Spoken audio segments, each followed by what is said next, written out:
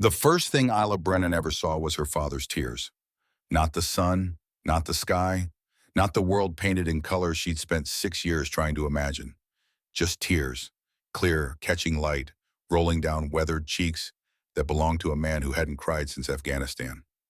"Daddy," she whispered, her voice trembling with wonder and fear and something too big for a 6-year-old to name. "I can see you. You're crying." Garrett Brennan, 240 pounds of leather and scar tissue, president of the Hells Angels Reno chapter, a man who'd survived IEDs and bar fights and losses that would have broken most people, dropped to his knees in the dirt of Washoe Park. His massive hands framed his daughter's face, thumbs gentle against her cheeks, and he stared into eyes that were finally, impossibly, looking back at him. "Yeah, baby girl," he managed, his voice cracking like old glass. "I'm crying because you can see me." But that moment, that perfect, impossible moment when darkness became light, wasn't where the story really began. That came 6 years earlier, in a hospital room that smelled like antiseptic and crushed dreams. The doctor's voice was clinical, practiced, the kind of gentle that comes from delivering bad news so many times it becomes a script. "Mr. Brennan, I'm sorry, your daughter has congenital blindness of unknown etiology. We've run every test available. The optic nerves appear structurally intact. There's no retinal damage we can identify, but she cannot see and we don't know why."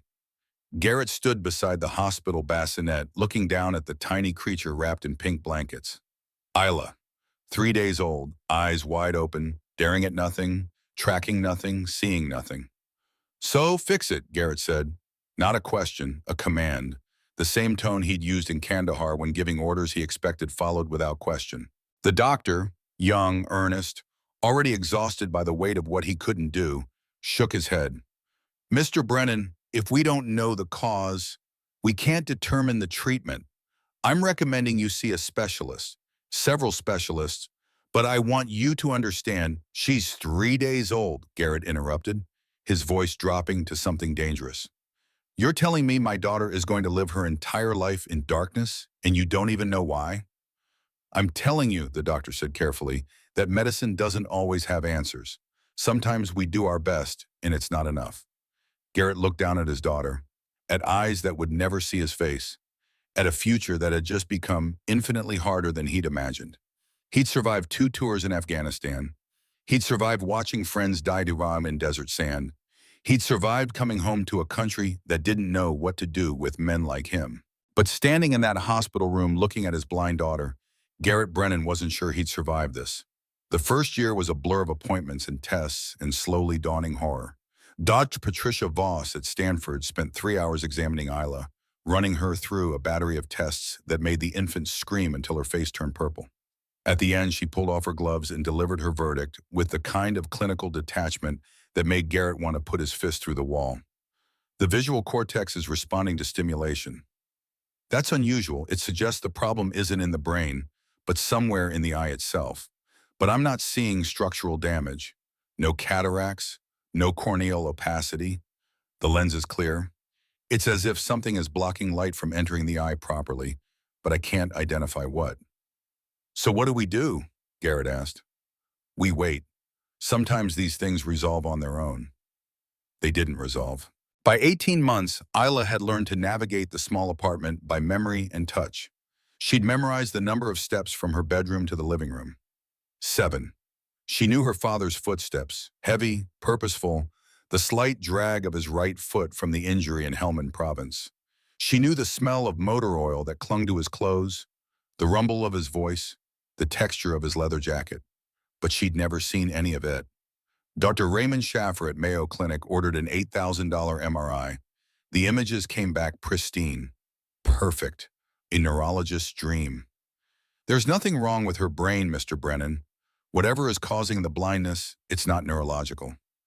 Garrett paid the bill with money he didn't have, watched the number in his bank account drop like a stone, went home and held his daughter while she slept, her small hand pressed against his chest, trusting him to keep her safe in a world she couldn't see. He'd failed plenty of people in his life, but he would not fail her. By the time Isla turned 3, Garrett had sold his 1967 Harley-Davidson Shovelhead. The bike he'd rebuilt from scrap. The one he'd ridden from California to Maine and back. The one that meant more to him than anything except his daughter. The money paid for Dr. Helena Stroud at UCSF, who specialized in genetic eye disorders. She ran DNA tests that came back inconclusive, suggested experimental gene therapy that might work, or might leave Isla worse off than she already was. Garrett said no. He wasn't gambling with his daughter's life on a might. DeMarcus Tennant in Los Angeles examined Isla for 15 minutes and declared the case hopeless. Some conditions simply don't have solutions, Mr. Brennan. I suggest you focus on teaching her adaptive skills. She'll need them. Dr. Evelyn Cross in Seattle spent 2 weeks running tests before admitting she was as baffled as everyone else. I've never seen anything like this. The eye appears completely normal, but she's functionally blind. I'm sorry. I wish I had better news. 17 doctors, $43,000, 6 years of desperate hope slowly curdling into resigned acceptance. And through it all, Isla grew. She learned to navigate by sound and touch and smell. She learned that her father's motorcycle made a deeper rumble than the other bikes in the clubhouse parking lot. She learned that rain sounded different falling on grass versus concrete. She learned that people smelled like the lives they lived. Her father like leather and oil and sweat. The other bikers like cigarettes and beer and road dust. She learned to be invisible when the brothers gathered at the clubhouse, because men who lived on the edge of the law didn't always remember to watch their language around a little blind girl. She learned that silence was safety, that stillness meant she wouldn't trip, wouldn't fall, wouldn't remind everyone of what she couldn't do. But she also learned that darkness had its own language. In the absence of sight, her other senses sharpened until they became almost supernatural. She could identify any of the Brotherhood by footstep alone. Dutch walked with a slight limp from a motorcycle accident in '09. Hammer dragged his left heel. Rev moved so quietly you wouldn't know he was there until he spoke. She could tell when her father was angry, not from his voice, which stayed level and controlled, but from the way he breathed, sharp, shallow, through his nose. She could tell when he was sad, which was often. His breathing went deep and slow, and he'd pick her up and hold her without saying anything, his heartbeat steady against her ear. And every single day, multiple times a day, she touched her right eye. It wasn't conscious. She didn't realize she was doing it most of the time. But there was something there, a pressure, a discomfort, a sense that something wasn't quite right, like an itch you couldn't scratch, like a word you couldn't remember. She'd press her small fingers against the corner of her right eye, trying to ease whatever invisible thing was bothering her, and every time she did it, Garrett noticed. He kept a notebook, black composition book with worn edges, filled with his blocky handwriting. Day 2089. Isla touched her right eye 19 times today. Day 2090. Isla touched her right eye 27 times today.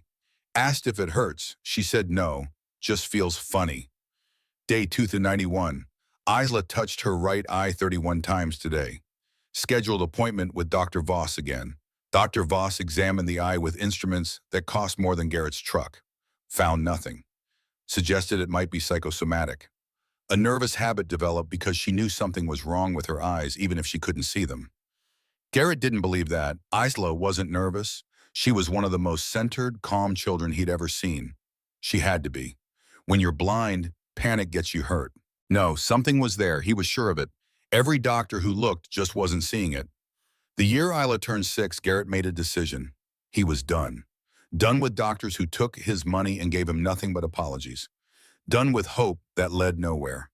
Done with watching his daughter grow up in darkness while he threw everything he had at a problem that apparently had no solution. He would accept it. Accept that Isla was blind. Accept that she always would be. Accept that his job wasn't to fix her. She didn't need fixing, but to give her the best life possible within the constraints of her reality. It was a Thursday in late September when he picked her up from the apartment where Mrs. Morrison, where old Mrs. Morrison watched her during the day. The woman who'd raised 5 kids of her own and had infinite patience for Isla's questions about what things look like. "Daddy!" Isla's face lit up when she heard his footsteps. She was sitting on the couch, her hands folded in her lap the way Mrs. Morrison had taught her, Her face turned toward the door, but not quite looking at it. Hey, baby girl. Garrett scooped her up, held her tight. She was getting bigger. 6 years old, first grade starting next month, smart as hell, memorizing everything her teacher said because she couldn't read the board. Are we going home? She asked. Not yet. I thought we'd go to the park. You want to go to the park? Her whole face transformed. Really? Can I go on the swings? You can go on whatever you want. He dressed her in her favorite pink dress, the one with the soft fabric she liked because it didn't scratch. Put her hair in 2 braids because she'd asked him to learn how, and he'd watched YouTube videos at 3 in the morning until he figured it out. The drive to Washoe Park took 12 minutes. Isla sat in the passenger seat, her hands folded on her lap, her head tilted toward the window even though she couldn't see out of it. Daddy? She said quietly. Yeah.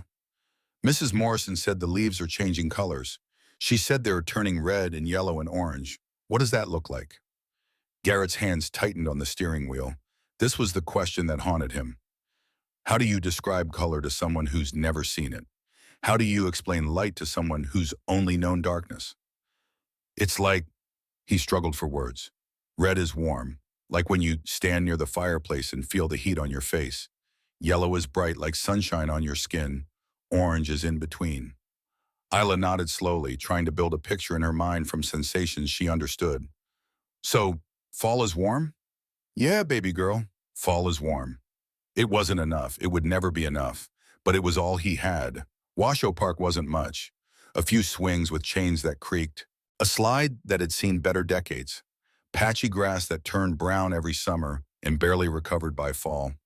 But it was quiet, safe. A place where Isla could play without worrying about traffic or crowds or people staring at the blind girl who moved so carefully through the world. Garrett parked in the gravel lot and came around to help Isla out. She took his hand automatically, trusting him to guide her. Okay, the swing set is about 30 steps ahead and a little to the left, Garrett said. He always gave her the layout first. Let her build a map in her mind. Are there other kids here? Isla asked.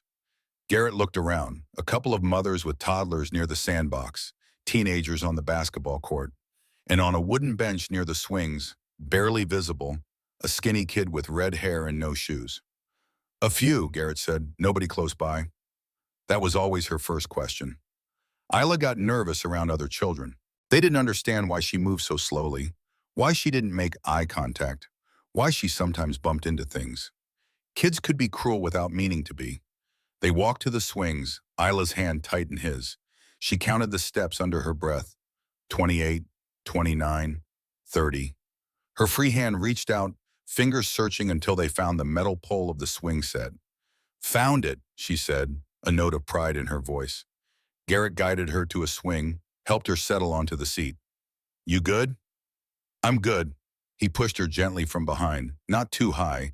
She didn't like going too high, said it made her stomach feel weird, and she couldn't tell where the ground was. Just enough to feel the breeze on her face, to hear the creak of the chains, to experience something close to freedom. Isla tilted her head back toward the sun she couldn't see, and for a moment, just a moment, she looked almost peaceful. Then her hand drifted up to her right eye again. That unconscious gesture. Press, rub, release. Like trying to dislodge something invisible. Garrett's jaw tightened. 6 years of that gesture. 6 years of doctors telling him there was nothing there. He didn't know that 20 feet away, sitting on that weathered bench, a 10-year-old boy was watching his daughter with eyes that had learned to see what others missed. Caspian Hale didn't remember his mother's face anymore. Not clearly, just fragments. The warmth of her hand, the sound of her humming songs he could no longer name, the way she'd stroke his hair when thunder scared him at night. What he remembered with painful clarity was the night the shelter caught fire. He was 7. The smoke alarm screamed through the building, pulling families from cots and mattresses, sending everyone scrambling toward exits in panic. Caspian remembered his mother's hands on his shoulders, firm, guiding him through the chaos toward safety. He made it out. She didn't. They told him it was smoke inhalation. They told him she didn't suffer. They told him a lot of things that were supposed to make a 7-year-old feel better about losing the only person who had ever loved him. None of it helped. His father lasted another 8 months. 8 months of showing up drunk, then not showing up at all. 8 months of broken promises and empty apologies. Until one morning, Caspian woke up in their motel room and his father was just gone. No note, no explanation, no goodbye. Caspian was 8 years old and he was completely alone. Most kids would have panicked, would have gone to authorities, to child services, to anyone who might help. But Caspian had learned early that the system didn't always work the way people claimed. He'd seen other kids disappear into foster care, bouncing from home to home, their eyes growing harder with each move. So Caspian made a different choice. He chose to survive on his own terms. He didn't beg. Something in him, pride maybe, or his mother's voice still echoing in memory, refused to hold out his hand and ask for pity. He didn't steal either. His mother had taught him better than that. Instead, Caspian learned to help. He'd hover near diners during morning rush, offering to bus tables or sweep floors in exchange for breakfast. He'd linger behind barber shops, helping elderly barbers carry out trash or sweep up hair clippings, earning a few dollars and sometimes a sandwich. He'd find food stalls at the edge of parking lots and volunteer to help vendors pack up at the end of the day, receiving whatever didn't sell. He lived in the corners of life, the spaces between buildings, the alleys behind restaurants, the park benches nobody else wanted. He kept himself clean as best he could, using gas station bathrooms. He wore the same faded cargo shorts and hand-me-down shirts until they were threadbare, and he learned to be invisible. When you're homeless and 10 years old, invisibility is survival. You don't draw attention. You don't make noise. You simply exist quietly, hoping nobody notices you long enough to ask questions you can't answer. But here's what happened when Caspian became invisible to everyone else. He started seeing things other people missed. 6 months before that September afternoon in Washoe Park, Caspian had been sitting behind a diner on 4th Street, eating leftover pancakes the cook had given him, when an old man sat down on a milk crate nearby. The man was squinting, rubbing his left eye, clearly in discomfort. Caspian watched him for a few minutes before approaching carefully. "Sir, are you okay?" The old man looked up, 70s, maybe older, weathered face, calloused hands. "Got something stuck in my damn eye," he muttered. "Been driving me crazy for days. Can't see worth a damn." Caspian moved closer. "Can I look?" The old man studied him, this skinny kid with red hair and bare feet, and shrugged. "Can't hurt worse than it already does." Caspian tilted the man's face toward the light and examined his eye carefully. There, just visible on the surface, was a tiny foreign object, a sliver of something that had lodged itself under the eyelid and was scratching across the cornea with every blink. "Hold still," Caspian said. His hands were steady. When you survive by helping others, you learn to be gentle, to be careful, to not cause harm. He used the corner of his shirt, cleanest part, the hem he saved for situations like this, and with careful pressure, worked the foreign object free. It took 30 seconds. The old man's eye watered, then cleared. "Jesus Christ," the man breathed, blinking tears of relief. "Kid, you just gave me back my sight." He reached into his wallet and pulled out a $20 bill, more money than Caspian had seen in weeks. "Thank you," the old man said. "You got a gift there, don't waste it." Caspian never forgot that moment, never forgot the relief on the man's face. The way something so small, a tiny foreign object barely visible, could cause so much suffering. The way removing it had felt like performing a miracle. He'd helped 3 more people since then. A waitress with an eyelash stuck in her contact lens. A construction worker with metal shavings in his eye from grinding without safety goggles. A young mother whose infant had something lodged in his tear duct. Each time Caspian saw what others missed. Each time he helped. Each time he received gratitude that felt better than food, better than money, better than anything else in his lonely life. And now, sitting on a bench in Washoe Park on a Thursday afternoon in late September, Caspian saw another person suffering from something nobody else could see. The little girl on the swing was beautiful. Pink dress, dark braids, olive skin that suggested maybe Italian or Greek heritage. But it was her eyes that caught Caspian's attention. They were open but unfocused, not tracking movement, not following her father's position, just staring straight ahead at nothing. She was blind. Caspian had seen blind people before. You learned to recognize the signs when you lived on the streets. The way they moved cautiously, the way they turned their head towards sounds rather than sights, the way they reached out to touch things before committing to movement. But something about this girl was different. She kept touching her right eye, over and over, a quick press of her fingers against the outer corner, like she was trying to relieve pressure, like something was bothering her. Caspian leaned forward on the bench, watching more carefully now. The afternoon sun was at a perfect angle, streaming through the trees, hitting the girl's face just right. Something that would be nearly impossible to detect with standard eye exams because it was so thin, so clear, so perfectly positioned that it wouldn't show up on scans or images. But Caspian could see it, right there in the September sunlight. A membrane that had probably been there since birth, growing slowly as she grew, now completely covering her pupil. He could remove it. He knew he could. 30 seconds, maybe less. One careful lift. And this little girl would see for the first time in her life. Caspian's heart started pounding so hard he thought his ribs might crack. He could help her, but he also knew what would happen if he approached her. The father was right there. Big man, dangerous man, leather vest with Hell's Angels patches. The kind of man who wouldn't hesitate to protect his daughter from a strange barefoot kid with dirty clothes and no explanation that would sound believable. If Caspian approached her, the man might grab him, might hurt him, might call the police. And then what? Foster care. Questions he couldn't answer. The end of his freedom. The end of everything he'd built to survive.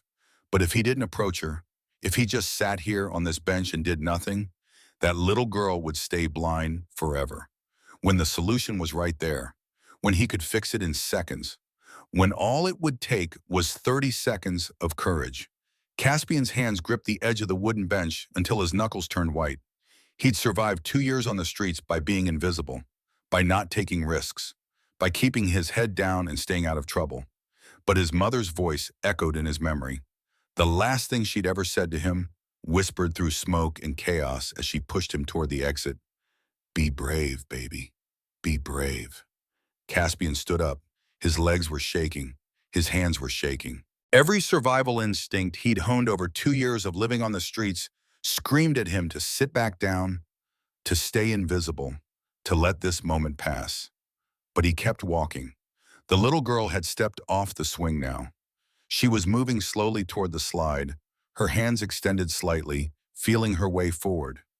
Maybe 15 feet away from Caspian. Her father was a few steps behind her, watchful, protective. Caspian closed the distance. His bare feet made almost no sound on the dusty ground. But the girl sensed him approaching, that heightened awareness of blind people develop, and turned her head toward the sound. Her unfocused eyes searched for him but couldn't find him. Curious, not afraid yet. The father saw him too, and the reaction was immediate. Garrett Brennan's body shifted between Caspian and Isla before conscious thought even registered. His hand came up, palm out, a barrier of flesh and authority. Hey! The word cut through the afternoon air like a blade. Back up! Caspian stopped immediately. His hands raised slightly, showing he meant no harm. But he didn't back away. His eyes stayed locked on Isla, specifically on her right eye, where the membrane caught the light just right. I'm sorry, Caspian said quickly. His voice was higher than he wanted it to be, cracking slightly with nervousness. I'm sorry, but please. I said back up, kid. Garrett's tone left no room for negotiation. He was a full foot taller than Caspian, broader, harder, a man who'd spent decades making people listen when he spoke. But Caspian shook his head. The movement was quick, desperate. Please, he repeated. And this time, there was something in his voice that made Garrett hesitate. Not fear, not manipulation, just raw, genuine concern. Something's on her eye. I can see it. I think I can help. Garrett's jaw tightened. This was Reno. Homeless kids approached people all the time with stories, with angles, with reasons why you should give them money or attention or trust. Garrett had heard them all. He'd developed thick skin against sob stories and manipulation. But this kid wasn't asking for money, wasn't even looking at Garrett. His entire focus was on Isla, and the expression on his face was one recognized intimately because he'd seen it in the mirror every day for 6 years. Desperation to help someone who was suffering. Garrett's hand shot out and grabbed Caspian's wrist, not violently, but firmly, a warning and a restraint all at once. "You've got 5 seconds to explain yourself," Garrett said quietly, the kind of quiet that was more threatening than shouting. Caspian looked up at him. Those sharp eyes that had seen too much for a 10-year-old, met Garrett's without flinching. "There's something on her eye," Caspian said, speaking fast but clearly. "A growth on the surface, a membrane. Probably been there since birth. I can see it when the light hits right. It's covering her pupil.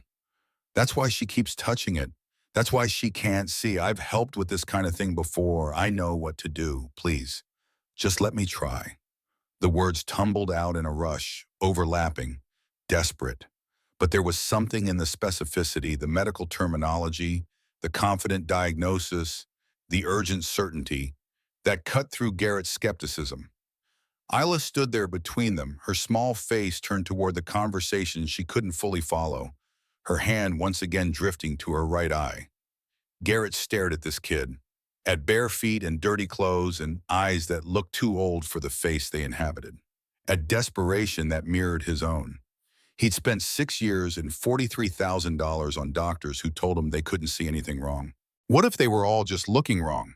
What if the answer wasn't in expensive scans and genetic tests, but right there on the surface, visible only if you knew how to look, if you knew what you were looking for? What if this homeless kid with no credentials and no medical training could see what 17 specialists had missed? Garrett made his decision. He didn't release Caspian's wrist, not yet, but he stepped aside just enough to give the boy a narrow path to his daughter. "You've got one chance," Garrett said, his voice low and dangerous.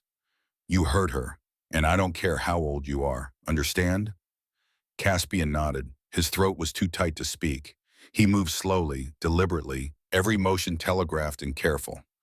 Isla sensed him getting closer and turned her face toward him, her head tilted in that familiar way, trying to understand what was happening.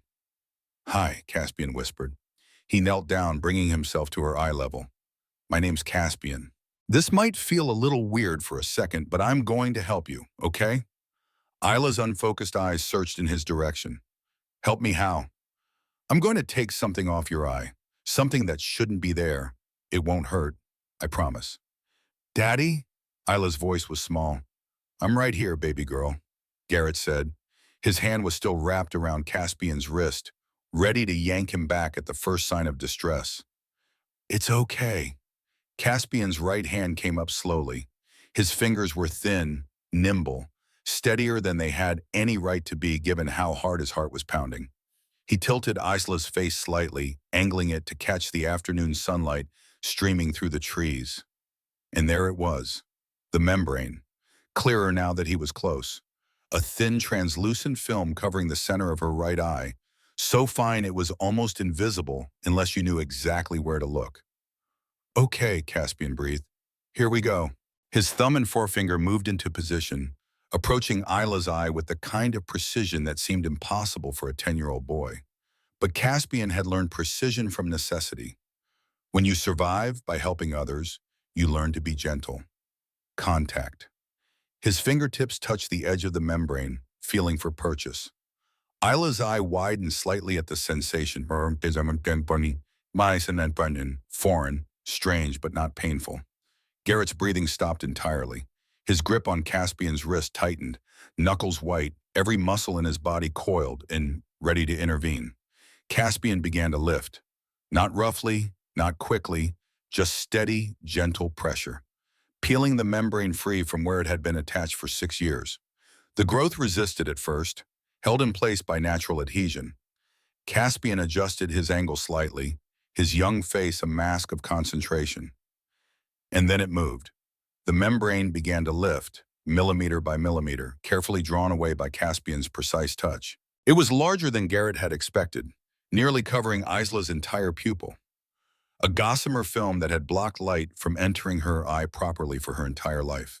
Caspian held it between his fingers for just a moment. Proof, evidence.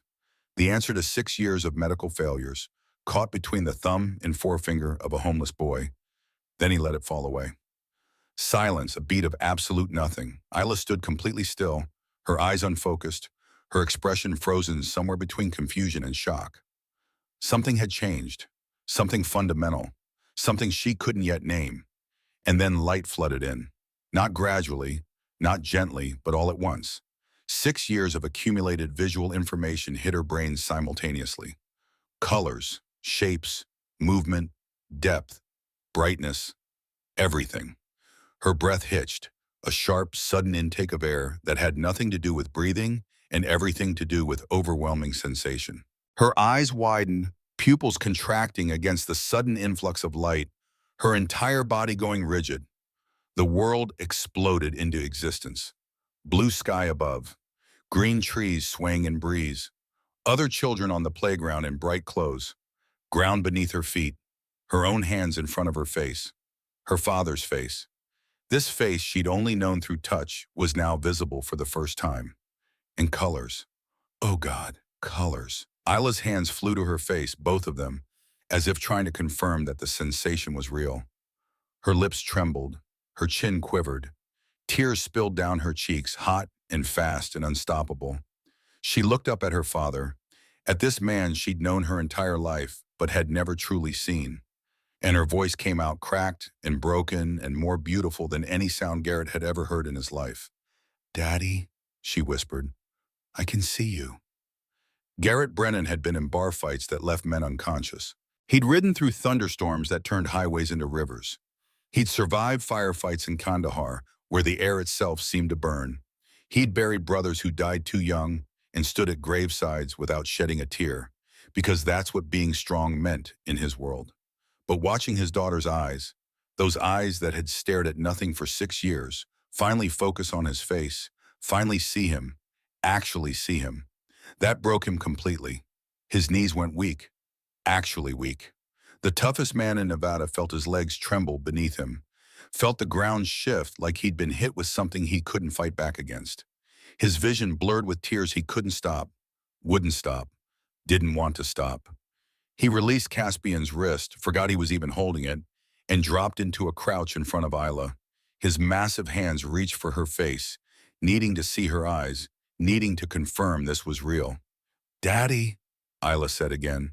And this time she saw his face when she said it, saw his expression, saw the tears streaming down his weathered cheeks. Her small hand reached up, touched the wetness on his face with wonder. "You're crying. I can see you crying." Her voice was rising, climbing from whisper to something louder, more urgent, testing the words, confirming the magnitude of what was happening. "I can see," she whispered, then louder, "I can see you. I can see everything." The world was too much, too bright, too colorful, too real. Isla's breathing came faster, her chest heaving.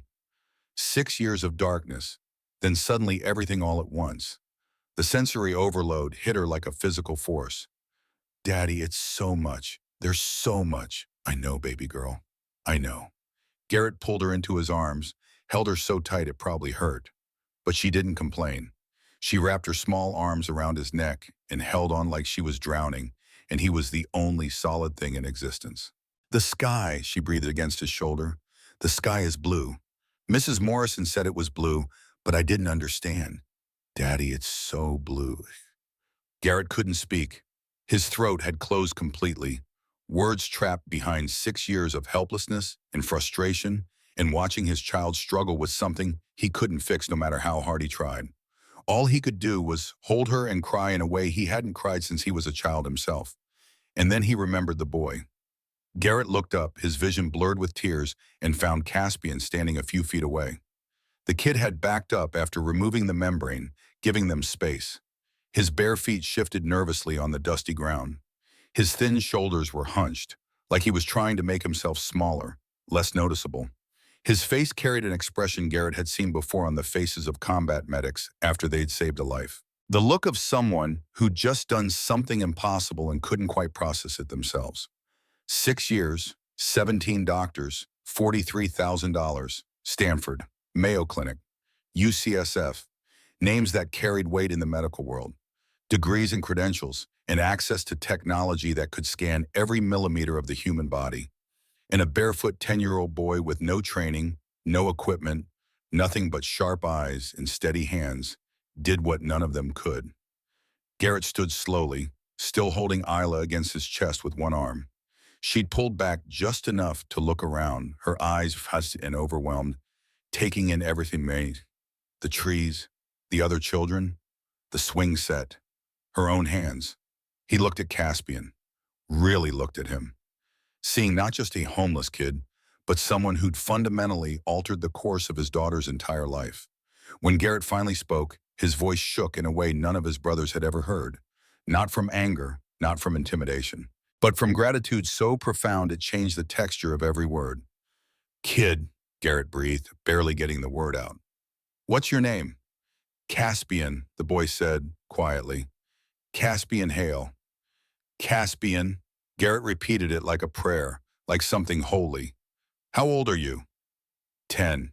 10 years old, living on the streets, surviving alone, and still stopped to help a stranger's daughter. "Do you have people?" Garrett asked. "Family, somewhere?" Caspian's eyes dropped to the ground. That was answer enough. "How long have you been on your own?" 2 years. The words were barely audible. Isla had turned in her father's arms now, looking at Caspian for the first time, actually seeing him. The red hair that caught sunlight, the thin face with sharp cheekbones, the eyes that looked too old and too young at the same time. "You're the boy who helped me," she said, her voice filled with wonder. "I heard your voice, but I couldn't see you. Now I can see you." Caspian managed a small smile. It transformed his face, made him look his actual age for a moment. "Yeah, now you can see me." "You have red hair," Isla said, like she was discovering magic. "It's so red, like fire?" "Yeah," Caspian said softly, "like fire." Garrett's mind was working now, moving past the shock, moving into the practical reality of what came next. This kid had given him everyone, had given Isla the world. And Garrett Brennan was a lot of things: hard, dangerous, unforgiving when crossed. But he wasn't the kind of man who received a miracle and walked away. His hands moved to his shoulders, fingers finding the worn leather of his Hell's Angels vest. The cut, as they called it, sacred garment that represented everything he was, everything he'd earned over 2 decades of loyalty and brotherhood. It was warm from the Nevada sun, heavy with patches and pins and memories stitched into every inch of leather. The Reno chapter rocker across his back, the Death Head logo, the pins from rides that had taken him across the country and back. He lifted it off. The movement was slow, deliberate, ceremonial, like removing a crown to place it on another's head. Caspian watched with wide eyes, not understanding what was happening, his body tensing like he was preparing to run. Garrett stepped forward and draped the vest over Caspian's small shoulders. The leather swallowed the boy. It hung past his waist, the armholes gaping, the bottom hem nearly reaching his knees. Caspian stood there frozen, his thin frame barely filling a quarter of the space that Garrett's broad shoulders had occupied moments before. But the weight of it, the actual physical weight of leather and history and belonging, settled onto Caspian's shoulders like an anchor, like something solid in a world that had been weightless and uncertain for too long. "You're not alone anymore," Garrett said. His voice was rough but steady now, each word carefully placed like stones, building a foundation. "You stay with us now." Caspian's lips parted, but no sound came out. His eyes went glassy with tears he was trying desperately not to shed. His hands came up slowly, fingers touching the leather like it might disappear if he moved too quickly. I can't." His voice cracked completely. "I'm nobody. I'm just—" "You're my daughter's miracle," Garrett interrupted, his tone leaving no room for argument. "That makes you family. And family doesn't sleep on park benches. Family doesn't go hungry. Family doesn't survive. Family lives. You understand me?" Caspian nodded, though his face suggested he didn't quite believe what was happening.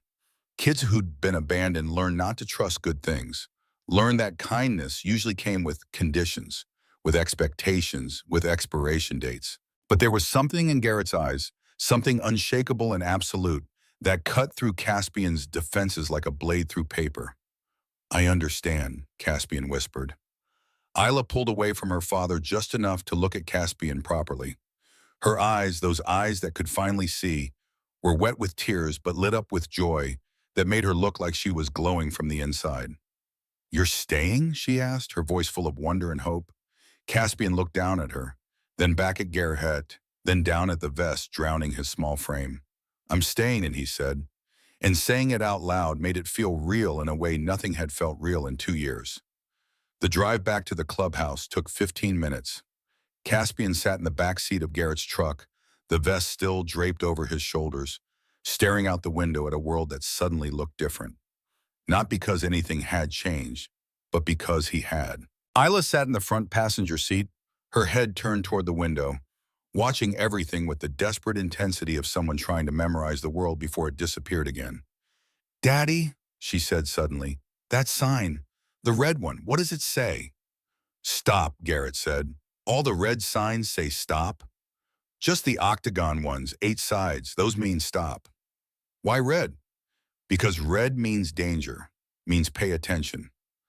Isla absorbed this, her mind cataloging information, building associations between colors and meanings she'd never understood before. What about that one, the yellow one? Caution, means slow down, be careful. So red is stop, yellow is slow. What does green mean? Go. Green means it's safe to go. Like a stoplight? Exactly like a stoplight. Caspian listened to this exchange with something close to awe. He'd taken sight for granted his entire life, never thought about what it meant to suddenly have to learn everything visual from scratch. Colors, shapes, distance, perspective. All the things people learned as infants, Isla was learning at 6 years old. Caspian? Isla turned in her seat to look at him, still getting used to the fact that she could do that, just turn and see someone. Yeah? Will you teach me things? About what stuff looks like?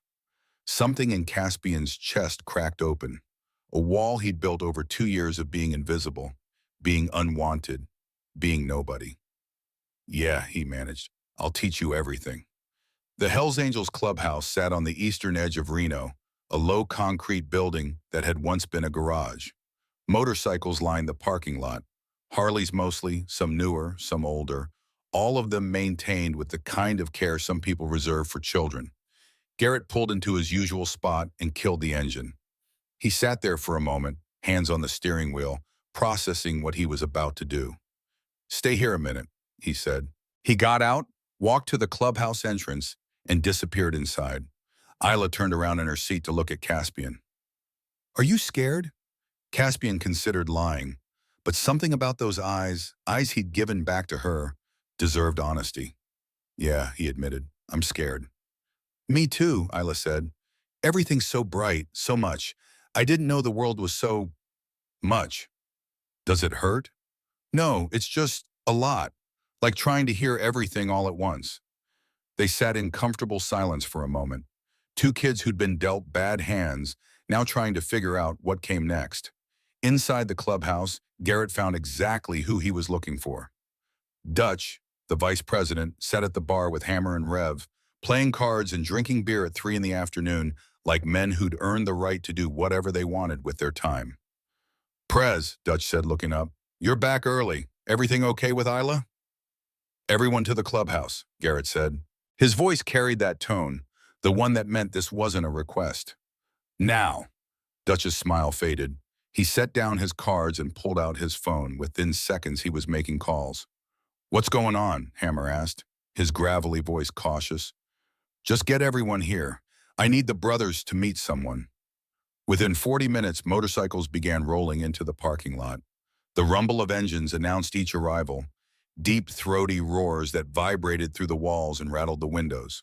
1 bike, then 3, then 7, then a dozen. Men climbed off their machines, pulling helmets free, their leather cuts bearing the same red and white patches that Garrett wore. These were men society had labeled as dangerous, as outlaws, as people to be feared and avoided. and they were all gathering to meet a 10-year-old homeless boy. When the common room was full, 23 men packed into a space meant for 15, Garrett went back outside. Caspian was still sitting in the truck, still wearing the vest, trying to make himself as small and invisible as possible. Isla had climbed into the back seat with him, holding his hand. "It's time," Garrett said, opening the door. The clubhouse common room fell silent when Garrett walked in with Isla on his hip and Caspian trailing behind, drowning in a vest 3 sizes too big. Every eye in the room turned to assess this skinny kid with red hair and bare feet, wearing their president's cut. Caspian felt the weight of those stares, felt the immediate suspicion. These were men who trusted no one outside their brotherhood. Men who'd been betrayed and burned and learned the hard way that strangers meant trouble. But Garrett didn't give them time to form opinions. "Brothers," he said, his voice carrying easily over the ambient noise, "I need you to listen to a story." The room settled. Men who'd been standing found seats. Men who'd been talking fell silent. When the president spoke, you listened. Garrett told them everything. The 6 years of darkness, the $43,000 spent, the 17 doctors who failed, the park, the membrane, Caspian's observation, the removal, Isla's first moment of sight.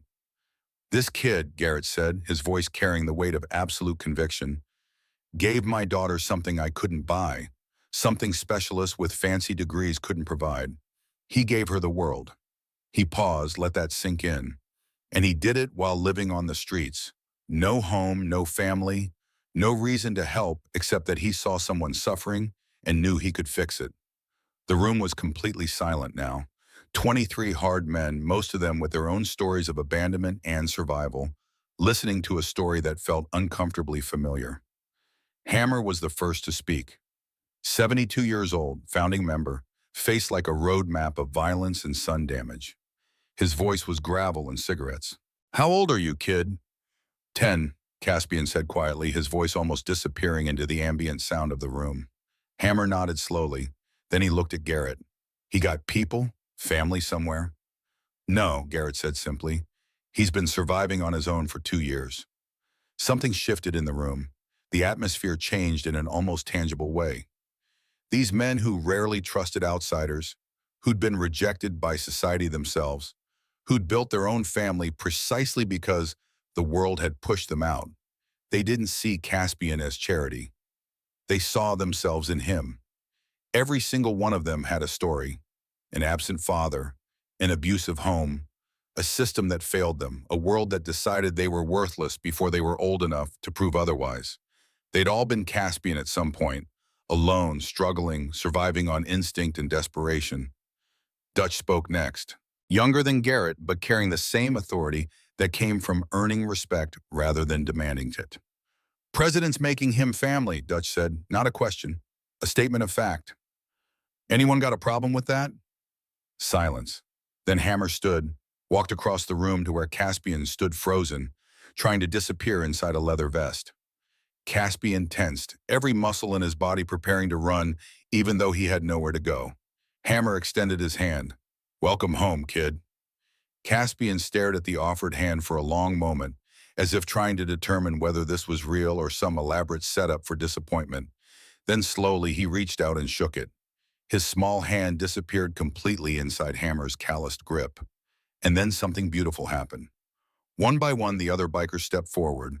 Each one shook Caspian's hand. Each one welcomed him, not with pity, not with condescension, but with the same respect they'd show any prospect joining their ranks. "We'll set him up in the back room," someone said. "Kid needs clothes," another added. "I've got nephews about his size. I'll bring some things tomorrow." "School," a third voice chimed in. "He'll need to get enrolled.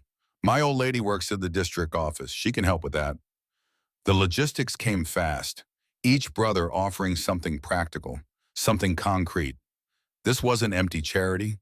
This wasn't a feel-good gesture that would fade when the emotion wore off. This was a brotherhood absorbing a new member, making space in their lives for someone who needed them. Rev, who rarely spoke, but when he did, everyone listened, knelt down to Caspian's eye level. "You never begged," Rev said quietly. "Never stole. You survived by helping people. That tells me everything I need to know about who you are." Caspian's eyes went glassy. How did you know that? Press told us, and we noticed. Rev placed a heavy hand on Caspian's shoulder. You're here because you've got character. You've got integrity. Those things matter more than blood. Remember that. By the end of the evening, Caspian had a room. Not a cot in a corner, but an actual room with a door that locked from the inside and a bed with clean sheets. He had a drawer full of clothes that would arrive the next day. He had a list of brothers who'd volunteered to help him with homework, teach him to fix engines, show him how to survive with dignity. He had protection, structure, family. But the most beautiful part wasn't even over yet, because Isla had one more gift to give Caspian, and it happened every single night. That first night in the clubhouse, Caspian didn't sleep. He lay in that bed with clean sheets and a pillow that didn't smell like mildew or exhaust fumes, staring at the ceiling, waiting for the other shoe to drop, waiting for someone to burst through the door and tell him it was all a mistake, that he didn't belong, that he needed to leave. But morning came and nobody told him to go. Garrett knocked on his door at 7, carrying a plate of eggs and toast that one of the brothers had cooked in the clubhouse kitchen. You eat, Garrett said, setting the plate on the small table by the window. Then we get you sorted. Boots, clothes, everything you need. Caspian ate slowly, still not quite trusting that the food wouldn't be taken away, that this wasn't temporary. By noon he had boots, real ones with thick soles and laces that actually stayed tied. He had jeans that fit, t-shirts that didn't have holes, a jacket for when Nevada nights got cold. He stood in front of the mirror in the clubhouse bathroom and barely recognized himself. He looked like a kid who belonged somewhere. But the real transformation wasn't external. That evening at 7:30 exactly, there was a knock on Caspian's door. 3 soft taps. He opened it to find Isla standing there in purple pajamas, a stuffed rabbit tucked under one arm, her eyes bright with anticipation. Is it time? She asked, even though she already knew the answer. Caspian smiled, a real smile, the first one that felt natural in 2 years. It's time. Isla took his hand and led him to the common room, to the old couch near the window. They sat together as the September sun began to set, painting the sky in colors Isla was still learning to name. What's that color? She asked, pointing to the horizon. Orange, Caspian said. That's orange. And above it, that's pink. And way up there, that's still blue, but darker blue, like the ocean. I've never seen the ocean, Isla said. Me neither, but I've seen pictures. They sat in comfortable silence for a moment, watching the world change colors as the sun went down. Caspian, Isla said quietly. Yeah? I'm glad you saw me, in the park. I'm glad you didn't stay on the bench. Caspian felt something tight in his chest loosen. Me too. Will you teach me about colors and shapes and how to know how far away things are? Every night, Caspian promised. Every single night, if you want. And that's exactly what happened. Every evening at 7:30, without fail, Isla would appear at Caspian's door. 3 soft taps. Is it time? And Caspian would take her hand and lead her to the couch by the window, and together they would discover the world. Week 1, they learned colors. Red like apples and stop signs and the patch on Garrett's vest. Blue like sky and water and Isla's favorite dress. Green like grass and trees and ghost signals. Yellow like sunshine and caution tape and the lines on the road. Week 2, they learned shapes. Circles and squares and triangles. Isla traced them with her fingers first, the way she'd learned everything for 6 years, then looked at them, connecting touch to sight. Week 3, they learned faces. Happy and sad and angry and scared. Caspian would make expressions and Isla would study them, learning to read emotion in ways she never could before. Week 4, they learned distance. How things far away looked smaller. How perspective changed what you saw. How depth wasn't just a concept, but a visible reality. And every night, Garrett would watch them from across the room. The boy who'd once been invisible, who'd survived in corners and alleys with no one to talk to, was now teaching, guiding, becoming someone's bridge to understanding. And the girl who'd lived in darkness, who'd navigated the world through touch and sound alone, was now asking questions, engaging, Discovering that sight gave dimension to everything she'd only imagined before. They needed each other in ways that went beyond gratitude or obligation. Caspian gave Isla context. Isla gave Caspian purpose. Together they were healing wounds neither of them had words for. 1 month after that September afternoon in the park, Isla discovered something profound about colors. She'd been staring at a painting on the clubhouse wall, some landscape one of the brothers had picked up at a yard sale, trying to understand why certain colors made her feel certain things. And then she turned to Caspian with wide eyes. Colors have feelings, she said, like the realization had just struck her with the force of revelation. Caspian nodded. They do. Red feels, Isla struggled for the word. Loud. Red feels loud. Yeah, red can feel angry or excited. Big emotions. And blue feels quiet. Calm, Caspian agreed. Blue feels calm, sometimes sad, but in a quiet way. What about yellow? Happy. Yellow feels happy, like sunshine. Isla thought about this for a long moment. Then she looked at Caspian with those eyes he'd given back to her, and asked the question that would change everything. What color am I? Caspian looked at her, at this little girl who'd spent 6 years in darkness and was now trying to understand her place in a colorful world. At someone who'd become more than just the kid he'd helped. She'd become his sister. You're all of them, he said finally. You're every color at once. Isla beamed. The joy on her face was brighter than any color in existence. And from across the room, Hammer watched this exchange and shook his head in amazement. Never seen anything like it, he muttered to Dutch. Kid saves the girl, Prez saves the kid, and somehow they're all saving each other. Dutch nodded slowly. That's what family does. Yeah, Hammer said, I guess it is. But there was still one moment coming. One moment that would break everyone who witnessed it and prove that sometimes love is louder than anything else in the world. That moment was 3 months away. And when it came, it would echo through the clubhouse like thunder. 3 months after that September afternoon in Washoe Park, the Hells Angels clubhouse had transformed in ways both visible and invisible. Visible, a child's drawings taped to the refrigerator, a shelf of books in the common room, picture books at first, then chapter books as Isla's reading improved. A small bike with training wheels parked next to motorcycles worth more than most people's cars.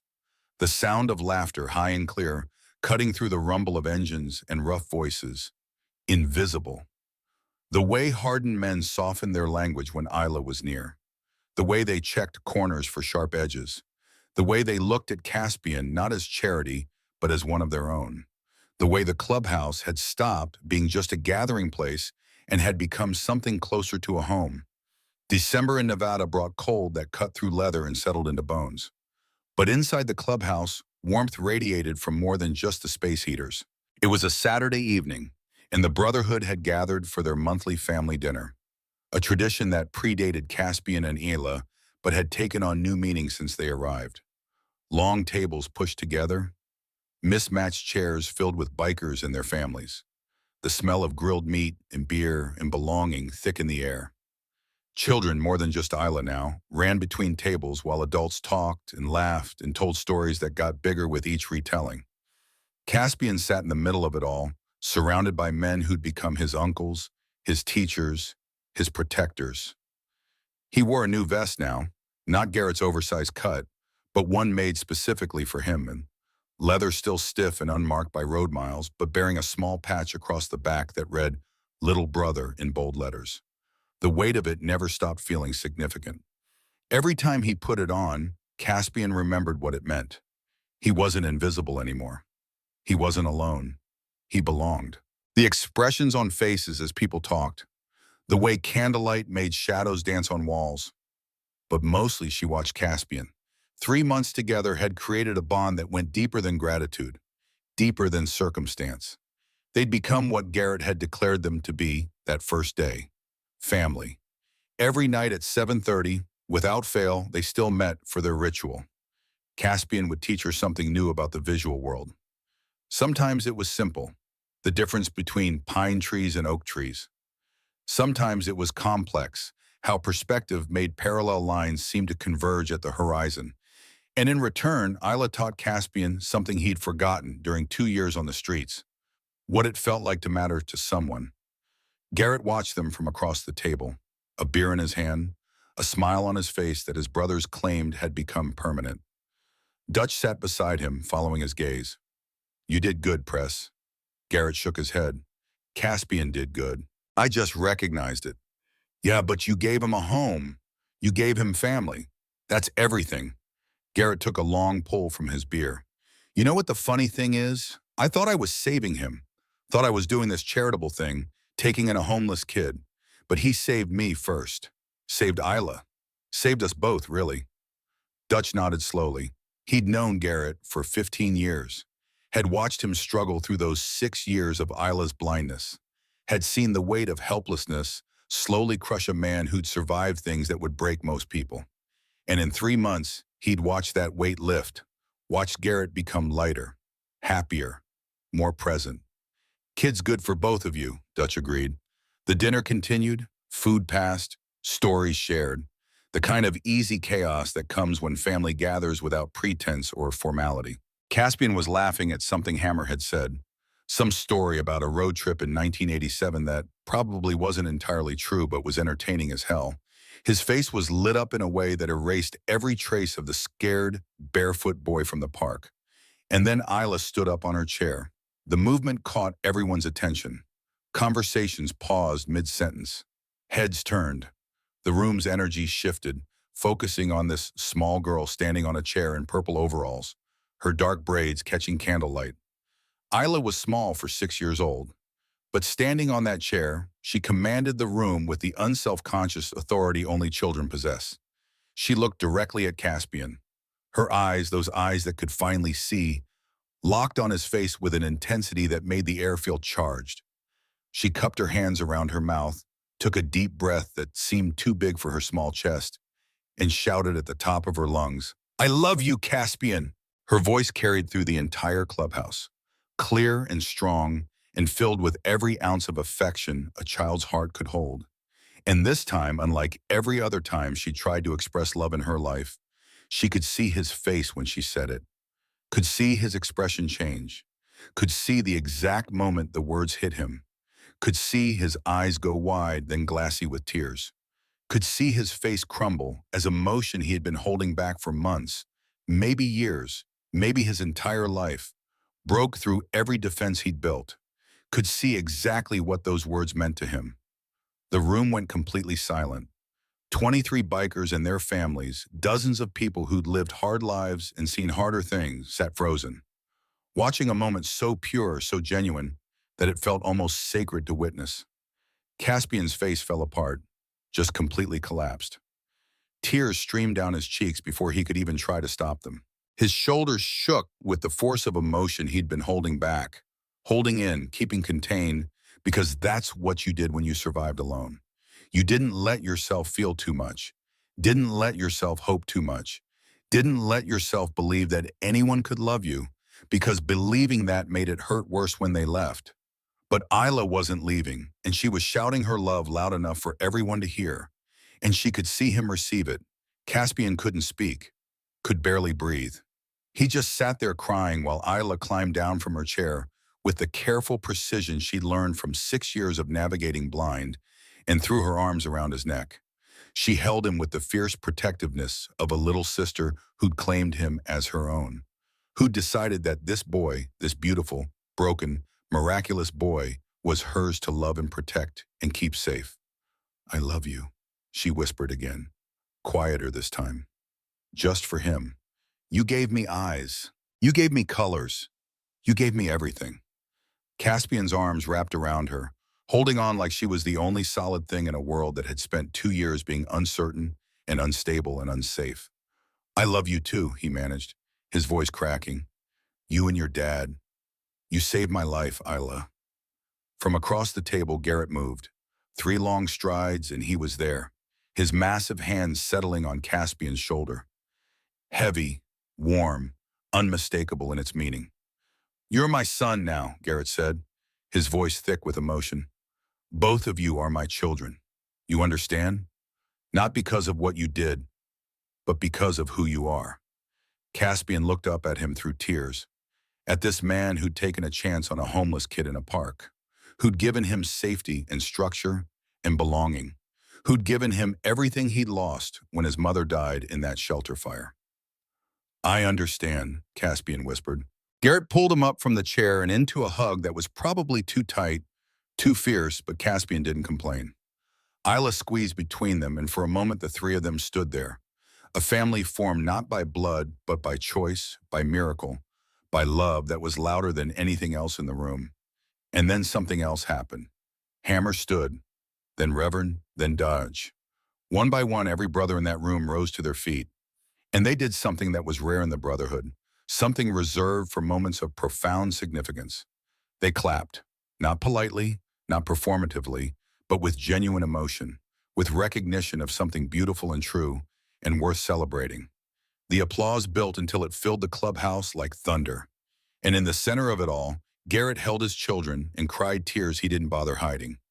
Because this moment right here, was worth more than anything money could buy. Sam. That night, after the dinner ended and families drifted home and the clubhouse settled into its evening quiet, Garrett found Caspian sitting on the front steps. The December air was cold enough to see breath. Caspian had his jacket on, but he was still shivering slightly. Or maybe it was just leftover emotion making his body shake. Garrett sat down beside him, pulled out a cigarette, lit it, took a long drag. They sat in silence for a moment, the kind of comfortable quiet that comes when words aren't necessary. "You okay?" Garrett finally asked. "Yeah," Caspian said. Then more honestly, "I don't know, I feel a lot." "That's allowed." "Nobody ever said that to me before," Caspian said quietly. "I love you, my mom did, before she died, but after that, nobody." Garrett nodded slowly. "Well, you've got it now, and it's not going anywhere." "How do you know?" "Because that's what family means. It means even when things get hard, even when you mess up, even when the world goes sideways, we're still here. That's the deal." Caspian was quiet for a long moment. Then, "What if I'm not good enough?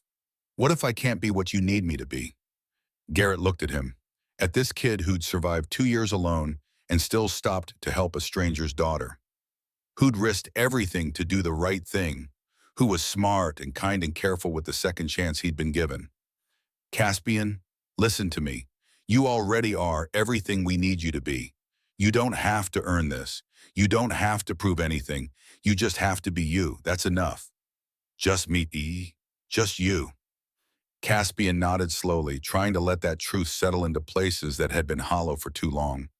Inside the clubhouse, through the window, they could see Isla sitting at the table with Reverend. She was drawing something with intense concentration, her tongue poking out slightly the way it did when she was focused. "She's drawing you," Garrett said. "How do you know?" "Because she draws you all the time. You are her favorite subject." Caspian felt something warm spread through his chest. "Really?" "Really. Got about 40 pictures of you taped to her bedroom wall. You making faces, you teaching her colors, you sitting by the window. She's documenting everything." "Why?" "Because you matter to her, because you changed her life, because she wants to remember every moment." They sat in silence for another minute. Then Garrett stubbed out his cigarette and stood. "Come on, it's cold out here. Let's go inside." But before they went in, Garrett turned back. "Caspian?" "Yeah?" "I meant what I said. You're my son now, not because I pity you, not because I owe you, but because when I look at you, I see someone worth loving, someone I'm proud to call family. You got that?" Caspian nodded, his throat too tight to speak. They went inside together, and if anyone noticed that both of them had red eyes, nobody said anything. 6 months after that December dinner, Garrett made a proposal that would change the direction of their entire brotherhood. It was a formal meeting, all members present, the kind of gathering that meant something significant was about to be decided. Garrett stood at the head of the table in the meeting room, the private space where only patched members were allowed. His face was serious, but there was something else there too. Determination. Purpose. "Brothers," he began, "we've got space here. We've got resources. We've got men who know what it's like to be forgotten by the system, to be told you don't matter, to survive alone because nobody else gave a damn. He paused, let that sink in. Caspian lived on the streets for 2 years. 2 years. And he's not unique. There are kids all over this city, all over this state, surviving the same way, alone, invisible, forgotten. Dutch leaned forward. What are you proposing, Prez? I'm proposing we do something about it. We've got room here. We've got structure. We've got brothers who can teach these kids how to survive with dignity, how to be men and women worth respecting. So here's what I'm asking. We start a program for homeless kids, kids like Caspian who are living on the streets because the system failed them. We give them a place. We give them family. The room went quiet. Men looked at each other, processing what Garrett was suggesting. Hammer spoke first. You're talking about taking in more kids, making them part of the Brotherhood? Not patched members, Garrett clarified. Not full charter, but family, protected, cared for, taught, given a chance. That's a big commitment, someone said. Yeah, Garrett agreed. It is. But we've seen what it looks like when it works. Caspian's proof it can work. He's thriving. He's in school. He's got a future. All because we gave him a chance. Rev, who rarely spoke but whose words carried weight when he did, stood up. I vote yes, he said simply. I was that kid once, homeless at 13, survived 3 years before the club found me. If someone had offered me what we're talking about offering these kids, it would have changed everything sooner. I vote yes.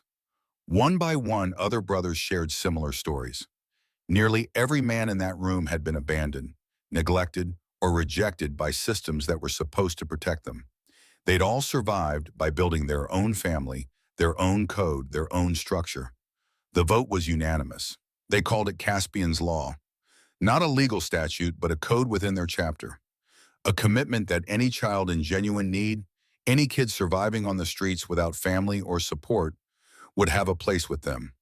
Not as charity cases, not as projects, but as family. Within 3 months, the first referral came. Her name was Sienna Torres, 15 years old. She'd aged out of foster care 6 months earlier and had been couch surfing ever since, staying with friends until she wore out her welcome, then moving to the next temporary place. A social worker named Patricia Mendez brought her to the clubhouse on a Tuesday afternoon in March. Patricia had heard about what the Hells Angels were doing through the grapevine of exhausted social workers who saw too many kids fall through cracks too wide to bridge. Sienna stood in the clubhouse parking lot, arms crossed over her chest, eyes hard with the kind of defensive suspicion that comes from being disappointed too many times. She was tall, thin, wearing clothes that had been washed too many times and didn't quite fit. I don't need charity, she said immediately when Garrett approached. I'm fine on my own. Garrett recognized that tone, that posture. The armor people build when they've learned that accepting help means accepting vulnerability. This isn't charity, Garrett said. This is family. And family doesn't ask if you need help. We just offer it. I don't even know you. No, Garrett agreed, but Caspian didn't know us either. And now he's my son. That made Sienna pause. Caspian? As if summoned by his name, Caspian appeared in the clubhouse doorway. He was taller now, filling out, looking less like the skeletal boy from the park, but his eyes still carried that awareness of what it meant to be alone. He walked over slowly, hands in his pockets, and looked at Sienna with something like recognition. Hey, he said quietly, I'm Caspian. I lived on the streets for 2 years before they found me. Slept in alleys, ate out of dumpsters, thought I'd die alone and nobody would notice. Sienna's hard expression cracked slightly. Yeah, and I was wrong. These guys noticed. They gave me a home. Not because I earned it or deserved it, just because they saw me and decided I mattered. Why should I believe that? Caspian shrugged. Because I'm standing here. Because I'm not hungry anymore. Because I go to school now and sleep in a bed and have people who care if I come home. Because 6 months ago, I was you. Sienna's eyes got glassy. She blinked hard, fighting tears. What if I mess it up? She whispered. Then we help you fix it, Garrett said. That's what family does. Sienna stayed that night, then the next night, then the night after that. Within a week, she had her own room. Within 2 weeks, she was enrolled in high school. Within a month, she was teaching Isla how to braid hair properly and making Caspian laugh with her wicked sense of humor. She was the first, but she wouldn't be the last. Over the next year, more children arrived. Marcus and Julian Crawford, 13-year-old twins whose mother had died and whose father was serving 15 years for armed robbery. They came from a group home where they had been separated into different rooms, told they couldn't be together because it was against policy. The Brotherhood said no. They stayed together. Hammer took them under his wing, taught them how engines worked. Within 2 months, they could rebuild a carburetor blindfolded. Devin Hutchins, 14 years old. He'd run from an abusive stepfather and refused to go back, even when Child Protective Services tried to force the issue. He was angry at first, pushing boundaries, testing limits, breaking things to see if the Brotherhood would kick him out like everyone else had. They didn't. Rev sat with him every evening, teaching him that strength wasn't about violence. It was about knowing when to walk away and when to stand your ground. Slowly, gradually, the anger started to bleed out of Devin, started to transform into something more productive. Zara Kimball, 9 years old. She'd been living with her grandmother until the grandmother died. She had a younger brother, Connor, who was 6. The system wanted to split them up, send them to different foster homes because no one would take both kids. The Brotherhood took both kids, kept them together, gave them adjacent rooms so Connor wouldn't be scared at night. Let Zara mother him the way she'd been doing since their parents abandoned them 3 years earlier. And through all of it, Isla was there. She became something unexpected, an ambassador, a bridge between the scared new kids and the intimidating bikers who'd taken them in. When Sienna first arrived, defensive and suspicious, Isla had taken her hand and said simply, "I was blind for 6 years. Caspian helped me see. Then Daddy helped Caspian. Now we help you. That's how it works." When Marcus and Julian showed up, grieving and lost, Isla sat with them and drew pictures of their mother based on their descriptions. "So you don't forget her face," she'd said, handing them portraits that made both boys cry. When Devin arrived angry and breaking things, Isla wasn't afraid of him. She'd walk right up to him and ask him to teach her something. How to throw a punch, how to fix a bike chain, anything that made him feel useful instead of destructive. When Zara came with her little brother, terrified they'd be separated, Isla promised, "They won't split you up. My dad doesn't let families get broken. That's his rule." She was 7 years old and already understood something profound, that broken people needed to see someone else who'd been broken and survived. By the time Isla turned 8, the clubhouse had transformed completely. There were 8 children living there now. The back rooms had been converted into bedrooms. The common area had a homework table where kids of different ages worked together, helping each other with math problems and reading assignments. The brothers had adapted too. Dutch's wife started cooking family dinners 3 times a week, feeding a crowd that had grown from a dozen bikers to 24 people, including kids. Hammer taught auto shop on weekends in the garage. Rev led what he called life skills sessions, teaching kids how to budget money they didn't have yet, how to fill out job applications, how to shake hands with confidence. And Caspian, who'd been 11 for 2 months now, had found his role. He was the bridge, the translator, the one who could speak both languages, the language of survival that the street kids understood, and the language of structure that the Brotherhood represented. When a new kid showed up scared and defensive, Caspian was the first person they met. He'd sit with them, share his story, answer questions about what it was really like living here. He never sugarcoated it, never pretended it was easy. "They'll expect you to go to school," he'd say. "They'll expect you to do chores. They'll expect you to show up for family dinners and be respectful and follow rules." "That sounds like prison," one kid had said. "No," Caspian had replied. "Prison is living on the streets and pretending you're free. This is actually having people who care if you live or die. There's a difference." And somehow, coming from Caspian, the kids believed it. The story started to spread beyond Reno. A local news station, KRNV, heard about what was happening at the Hells Angels clubhouse. They sent a reporter named Jennifer Walsh, who showed up skeptical and expecting to find some PR stunt or elaborate tax scheme. Instead, she found Isla teaching Zara how to draw portraits, found Marcus and Julian rebuilding a motorcycle engine under Hammer's supervision, found Devin helping Rev cook dinner for 20 people, found Caspian tutoring Sienna in math at the homework table, found a family that didn't look like any family she'd ever seen. Jennifer spent 3 days at the clubhouse interviewing everyone. The kids, the brothers, Garrett, even Isla, who's explained with perfect clarity, Caspian was brave when nobody else was looking. Daddy saw that and gave him a home. Now we give homes to other kids who need them. It's not complicated. The segment aired in early April. Unlikely Angels, How a Motorcycle Club is Solving Nevada's Foster Care Crisis. It was 7 minutes long. It showed the clubhouse, the kids, the structure, the transformation. It showed before and after, Sienna talking about sleeping in cars, then showing her room with posters on the walls, Devin talking about his anger, then showing him peacefully cooking with Reverend. And it showed the moment that would make the segment go viral. Jennifer had asked Isla, "Why do you think this works when traditional foster care struggles?" Isla had thought about it for a moment, then answered with devastating simplicity, "Because they see us, really see us, not as problems or case numbers, as people who matter." The segment ended with that quote over footage of the family dinner, kids and bikers and laughter and belonging. Within 48 hours, it had been viewed 2 million times online. Within a week, Garrett's phone wouldn't stop ringing. The first call came from Las Vegas. "This is Carlos Mendoza. I'm president of the Vagos MC, Las Vegas chapter. Saw your segment. We want to do the same thing." Carlos explained that his chapter had 32 members, most of them with similar stories: foster care failures, abusive homes, systems that gave up on them.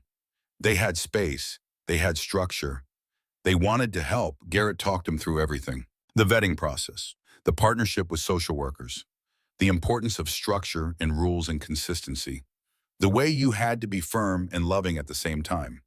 "It's not easy," Garrett warned. "These kids come with trauma. They'll test you, they'll push boundaries, they'll break things to see if you'll throw them away like everyone else did." "We know trauma," Carlos said quietly. "We've lived it. That's why we can handle it." The Vagos started their program in May. By June, they'd taken in 4 kids. The second call came from Carson City, the Mongols. The third call came from Elko, an independent club called the Desert Riders. By summer, 4 motorcycle clubs across Nevada were running Caspian's law programs. And the kids kept coming. Journalists started calling it a movement. Politicians started paying attention. The governor's office reached out, wanting to understand how motorcycle clubs were succeeding where state-funded programs struggled. Garrett's answer was always the same: "We don't see them as problems to solve. We see them as people who deserve a family."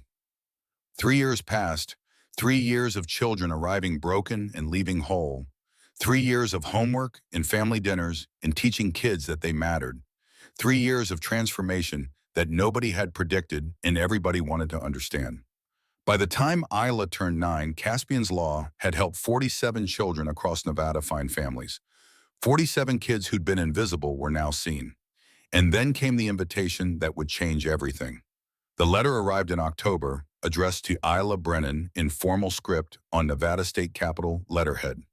Garrett opened it at the kitchen table, read it twice, then called for Isla. She came running from her room, her ever-present sketchbook under her arm. "What is it, Daddy?" "You've been invited to speak at the Capitol," Garrett said slowly, still processing. "They want you to testify before the state legislature about Caspian's Law, about homeless youth programs." Isla's eyes went wide. "Me? Why me?" "Because you're the reason all of this started, because people want to hear your story." "I don't know how to talk to politicians." "You don't have to talk to politicians. You just have to tell the truth." Isla looked at Caspian, who'd appeared in the doorway. "Will you come with me?" "Of course," Caspian said immediately. "We're in this together." The speaking date was set for November 12th, 3 weeks away. Isla spent every evening working on her speech with help from Garrett, Caspian, and surprisingly Rev, who turned out to have a gift for words. "Keep it simple," Rev advised. "Tell them what you lived. Tell them what changed. Tell them what matters." The night before the speech, Isla couldn't sleep. She lay in bed staring at the ceiling, terrified of speaking in front of hundreds of people, of saying the wrong thing, of disappointing everyone who believed in her. At midnight, there was a soft knock on her door. "Come in," she said. Caspian entered, wearing his pajamas, looking as nervous as she felt. "Can't sleep either?" Isla asked. "No, Bin." He sat on the edge of her bed. "You nervous about tomorrow?" "Terrified." "Me too, but I'll be right there with you, front row. If you get scared, just look at me." "What if I mess up?" "Then you mess up. But that won't change anything that matters. You're still the girl who learned to see. I'm still the boy who helped you. Dad's still the man who gave us a home. That's the story. Nothing can change that." Isla reached out and squeezed his hand. "Thank you for being my brother. Thank you for being my sister." They sat in comfortable silence for a moment. Then Caspian added, "You know what's crazy? 3 years ago, I was sleeping on a bench in Washoe Park. Tomorrow, my sister is speaking at the state capitol. Life is weird." Isla laughed. "Yeah, it really is." November 12th dawned cold and bright. The Nevada State Capitol building in Carson City was all marble and history, the kind of place that made even adults feel small. For a 9-year-old girl from Reno, it was overwhelming. Isla stood in the rotunda, staring up at the dome ceiling, her hand gripping Garrett's tightly. "I can't do this," she whispered.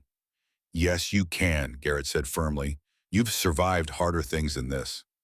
"I was blind for 6 years. That was easier than this." Caspian, standing on her other side, leaned down. "Hey, remember what you told Zara when she first came to us? You said being brave doesn't mean you're not scared. It means you do it anyway. That's what you're doing today." The hearing room was packed. 200 people, maybe more. Legislators in suits, social workers with tired eyes, foster parents and advocates and journalists with cameras. And in the front row, the entire Hells Angels Reno chapter, all 23 of them, wearing their cuts with pride. Isla walked to the podium on shaking legs. Someone had to adjust the microphone down to her height. She looked out at all those faces and felt her prepared speech evaporate from her memory. She looked at Caspian in the front row. He nodded, smiled, mouthed, "Just tell the truth." Isla took a deep breath. "My name is Isla Brennan," she began, her voice small but clear. "I'm 9 years old, and for the first 6 years of my life, I was blind." The room went completely silent. I couldn't see my father's face, couldn't see colors or shapes or anything. My dad spent $43,000 trying to fix me. He took me to 17 different doctors.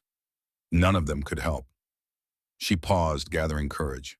Then one day in a park, a homeless boy named Caspian saw what 17 doctors missed. He fixed my eye in 30 seconds, and I could see for the first time. Isla's hands were gripping the podium so tight her knuckles were white. My dad could have said thank you and walked away, but he didn't.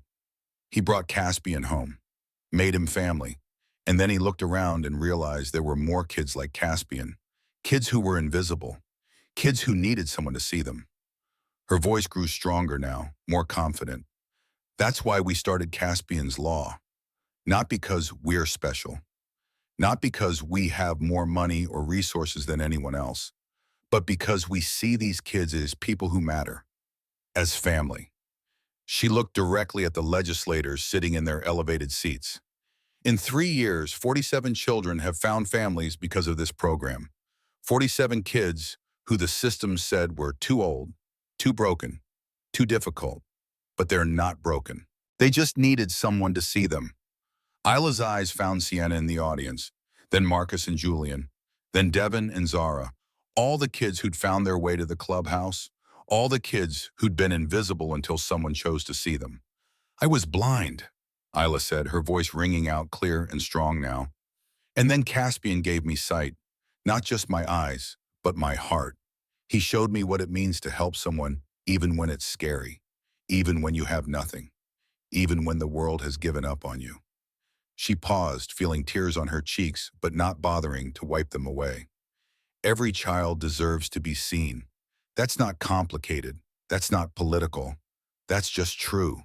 And if motorcycle clubs can figure that out, then maybe everyone else can too. Isla looked back at Garrett, at Caspian, at her family. Caspian was brave when he helped me. My dad was brave when he helped Caspian. And now all of us are trying to be brave by helping others. Because that's what family does. We see each other, we help each other. We don't give up on each other. Her voice dropped to almost a whisper, but the microphone carried it to every corner of the room. I'm just a 9-year-old girl. I can't write laws or change policies. But I can tell you what I know is true. Every single child in this state deserves what I have. A home, a family, people who see them and love them and refuse to give up on them. She took a shaky breath. Thank you for listening to me.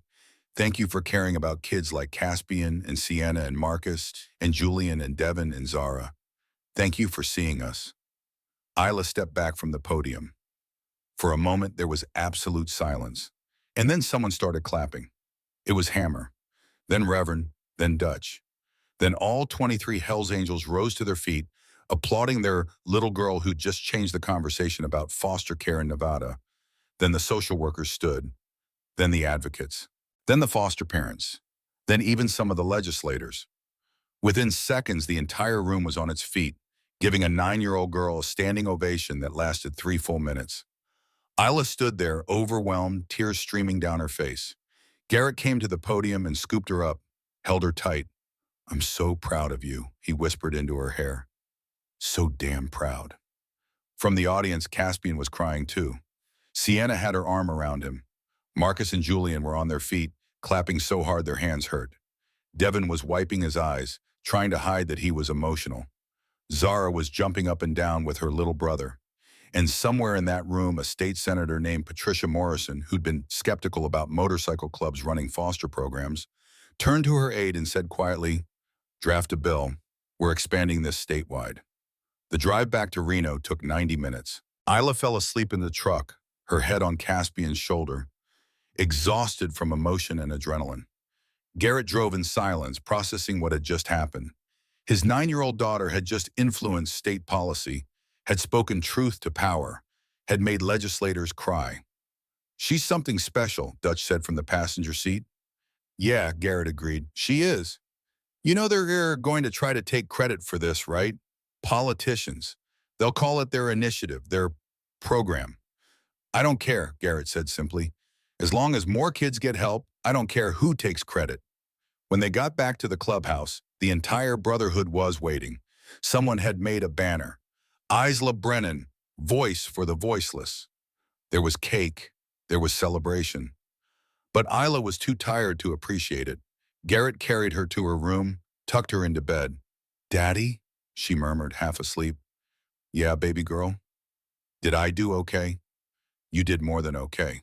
You changed things today. You know that? I just told the truth. I know, and the truth is powerful. He kissed her forehead. Get some sleep. Tomorrow's a new day. But before he could leave, Isla's hand caught his. Daddy, I love you. I'm glad I can see you now.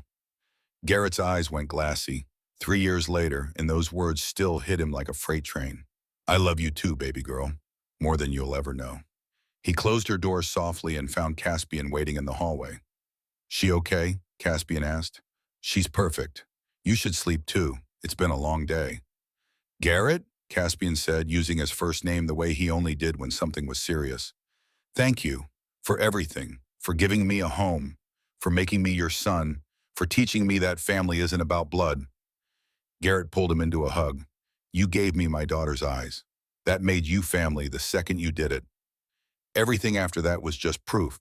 Isla was 11 now, and the Nevada Museum of Art in Reno had given her something unprecedented, her own exhibition. From Darkness to Light, the Isla Brennan collection. 50 portraits, oil paintings, charcoal drawings, pencil sketches. Every single one was a portrait of someone from her world. The bikers who'd built her family. The children who'd found homes through Caspian's law. Social workers who'd fought for kids nobody else wanted. The centerpiece was a triptych, 3 massive canvases that told her story. Panel 1, Darkness. Isla in shadow, her unfocused eyes staring at nothing. Charcoal on black paper, haunting and beautiful and terrible. Panel 2, The Miracle. Caspian's hands, rendered in photorealistic detail, removing the membrane from her eye. You could see individual fingerprints, individual pores in skin. The precision was almost surgical. Panel 3. Light. Isla seeing the world for the first time, her eyes wide, her face tilted toward a sun rendered in gold leaf that seemed to glow off the canvas. Color exploding everywhere, blues and greens and reds and yellows, all the colors she'd spent 6 years imagining and 3 seconds discovering. The exhibition opening was invitation only. 300 people, art critics and collectors and politicians. The governor came, state legislators, the entire Hells Angels Reno chapter, looking uncomfortable in a museum but proud beyond words, and every single child who'd found a home through Caspian's law. Isla stood in the center of the gallery, wearing a purple dress that Sienna had helped her pick out, surrounded by portraits of her family. A reporter from the Las Vegas Review-Journal approached her. Isla, your work is extraordinarily mature for an 11-year-old. How do you create such emotionally powerful portraits? Isla thought about it. I was blind for 6 years, so when I finally could see, I really looked. I mean, really looked. At everything. At everyone. I see things other people miss because I remember what it was like to see nothing. What's the message you want people to take from this exhibition? That everyone deserves to be seen. Really seen. Not just looked at, but seen. There's a difference, right? The exhibition raised $120,000 that night. Every penny went to expanding Caspian's law programs across Nevada. But the real impact wasn't the money. It was the way people looked at the portraits and saw themselves, saw their own invisibility, their own need to be seen. One portrait in particular stopped people in their tracks. It was titled simply, "The First Angel I Ever Saw." Garrett's face, close up, every scar documented with loving precision. But it was his eyes that Isla had focused on most. Eyes that held sadness and strength and love, so fierce it changed the world. And tears, crystal clear tears catching light, rolling down weathered cheeks.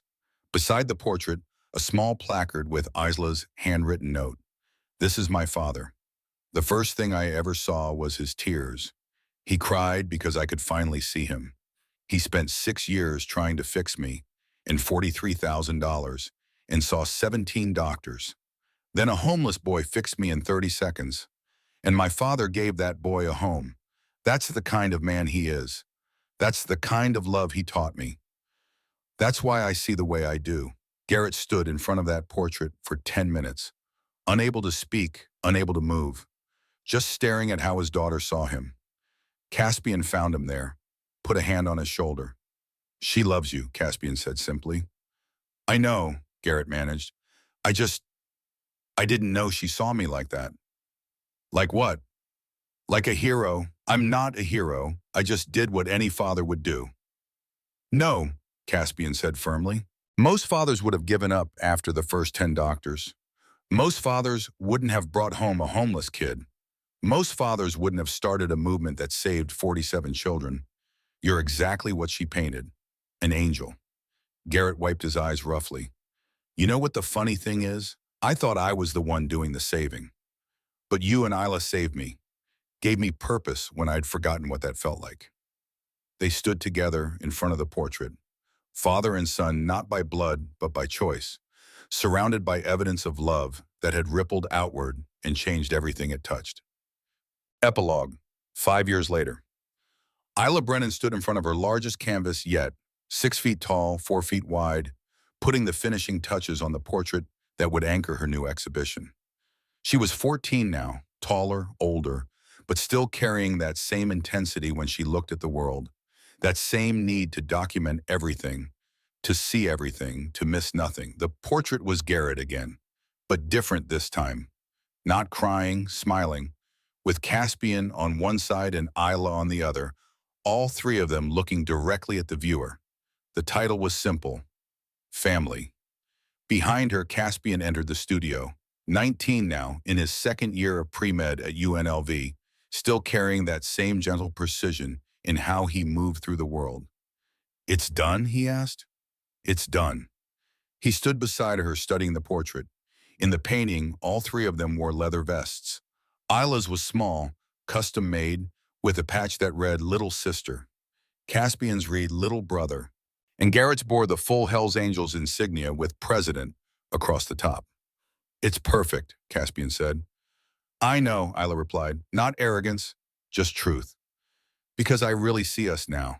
Not just what we look like, but what we are. And what are we? Proof, Isla said simply. Proof that family is a choice. Proof that one moment of courage can change everything. Proof that being seen is what saves us. Caspian put his arm around her shoulders. You ready for the retrospective? I think so.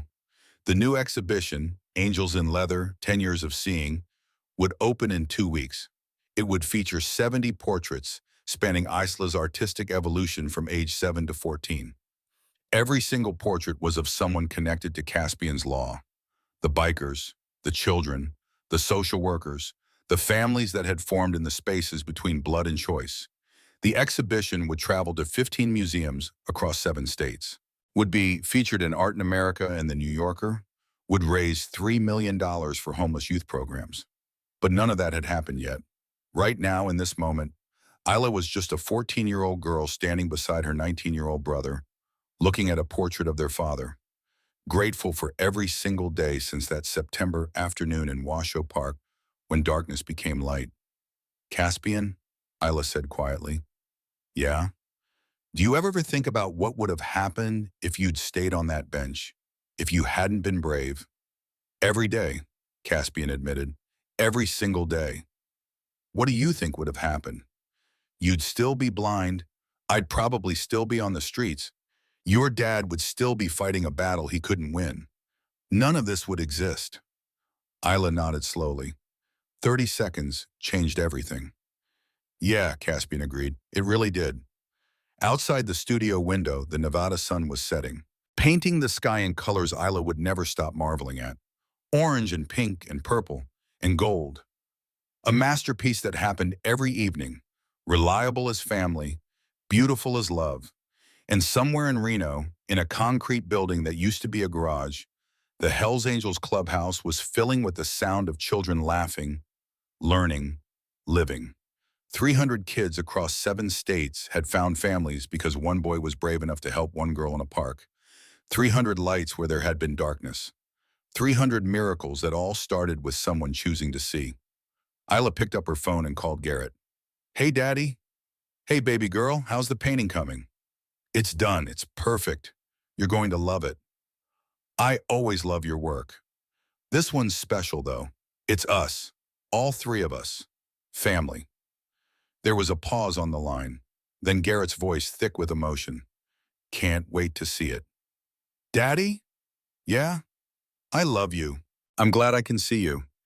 Even after 8 years, those words still hit Garrett like a freight train, still made his eyes sting, still reminded him of that impossible moment in Washoe Park when his daughter saw him for the first time. I love you too, Isla, more than you'll ever know. After she hung up, Isla turned to Caspian.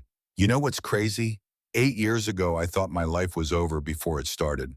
Thought I'd live in darkness forever. And now? Now I see more clearly than anyone I know. Because I remember what it was like to see nothing. Because you taught me that seeing isn't just about eyes, it's about heart. Caspian smiled. Your dad taught us both that. No, Isla said firmly. You taught him. When you helped me, you showed him what it means to really see someone. Everything else came from that. They stood together in comfortable silence, looking at the portrait of their family. The family that started with one brave choice. The family that proved love is louder than blood. The family that changed foster care in 7 states. Caspian, Isla said one more time. Yeah? Thank you for being brave, for seeing me, for being my brother. Thank you for being my sister, for giving me a home, for teaching me that I matter. Outside, stars were beginning to appear in the darkening sky. Inside, 2 children who'd both been lost had found their way home. And in between the darkness and the light, a family built from broken pieces continued to prove that sometimes all it takes to change the world is 30 seconds of courage and the willingness to see.